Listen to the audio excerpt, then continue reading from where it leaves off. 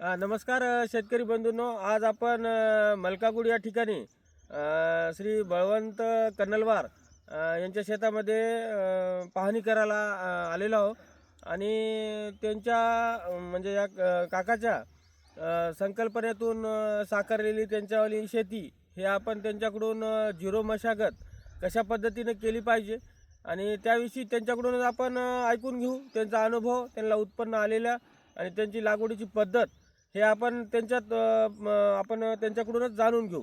काका तुमचं नाव? माझं नाव नमस्कार. अलीकडे माझं नाव बळवंत नारायण कन्नलवार, राहणार मलकापुरा, तालुका माहूर येथील रहिवासी आहे. आणि माझा मोबाईल नंबर आहे 9119439012. तर मला सांगा, तुम्ही झिरो मशागत तुम्हाला कुठून संकल्पना सुचली? हे झिरो मशागत यूट्यूबवर बघू मी केलं.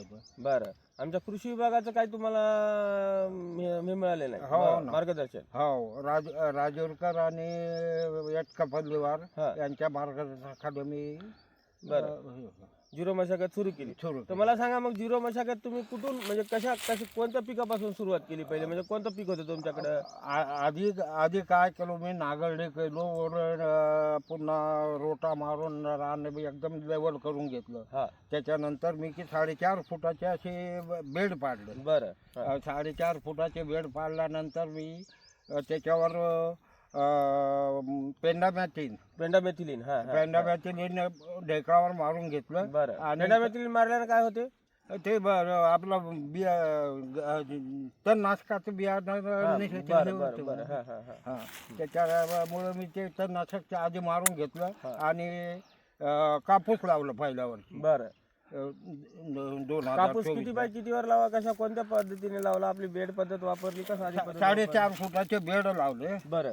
आणि पुन्हा की नाही, एका बेडवर 2 तास घेतले पहिले. बरं. 2 तास घेऊन तिथे दादा लाड पद्धतीनं गळफांद्या हे ते काढल्या. बरं.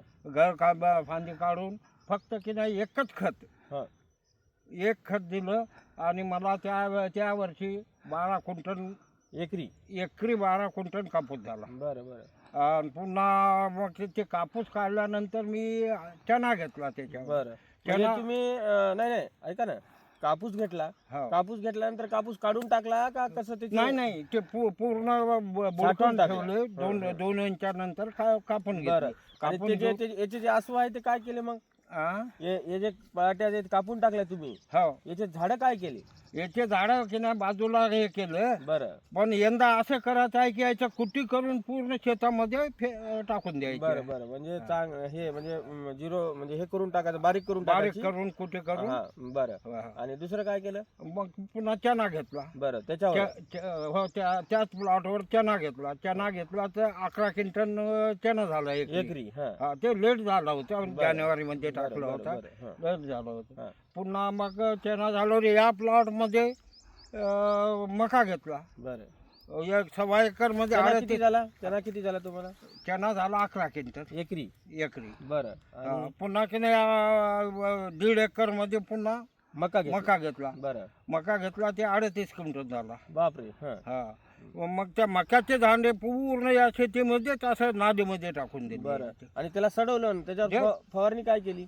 फवारणी ग्लायकोसिडची केली. बरं. ग्लायकोसिड करून पुन्हा आपला बुरशीनाशक घेतलं. बुरशीनाशक ते फवारण्या चालूच होत्या. 2-3 फवारण्या केलं होत्या नाशकाचं. बरं. मग आता तुम्ही या पद्धतीने आता यावर्षी काय कपाशी कोण? नाही, आता यावर्षी जास्त पाणी झालं आणि तेवढं काय विशेष हे नाही आलं. पण पारंपरिक पद्धतीपेक्षा मला झिरो मशागत मध्ये जास्त झाला आणि खर्च कमी. एकच डोस खताची दिली. आणि त्याच्यामुळे तुम्हाला झिरो मशागत. तर बघू शकता शेतकरी बंधूंनो, आपण काकाला यांचे आपण अनुभव विचारला. तर तुम्ही बी अशा पद्धतीनं झिरो मशागत शेती करा आणि आपल्या स्वतःचा उत्पन्नामध्ये भर पाडा. तर आपण काकाला आपण जे अनुभव सांगितला त्यांना म्हणजे अशी उत्पन्नाची आकडेवारी मोठ्या प्रमाणात आली. त्याच्यामुळे त्यांनी झिरो पारंपरिक पद्धत बंद करून BBF तंत्रज्ञानाचा वापर करून आता सध्या आमच्याकडे महाराष्ट्र शासनानं AI महाविस्तार AI तंत्रज्ञान सुरू केलेलं आहे. त्या माध्यमातूनही तुम्हाला बरीचशी माहिती त्याच्यावर उपलब्ध होते. आणि काका तर सुरुवातीला आता AI महाविस्तार ॲप आहेच त्यांच्याकडे आणि ते पण वापरतात.